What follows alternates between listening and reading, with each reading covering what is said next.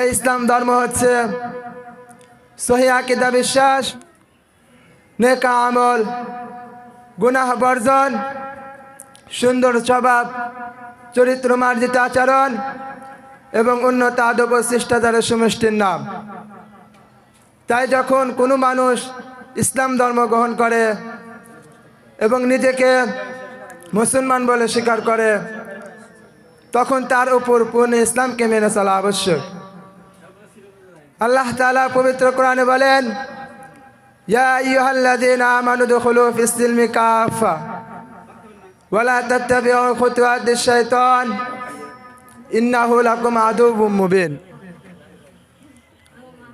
ইয়া আইয়ুহাল্লাযীনা আমানু দুখুলু ফিস-সিলমি কাফা, হে ঈমানদারগণ, তোমরা পরিপূর্ণভাবে ইসলামের অন্তর্ভুক্ত হয়ে যাও। ওয়া লা তাত্তাবিউ খুতুওয়াতিশ শাইতান, এবং শয়তানের পদাঙ্ক অনুসরণ করো না। ইন্নাহু লাকুম আদুউম মুবিন, নিশ্চিত রূপে সে তোমাদের প্রকাশ্য শত্রু।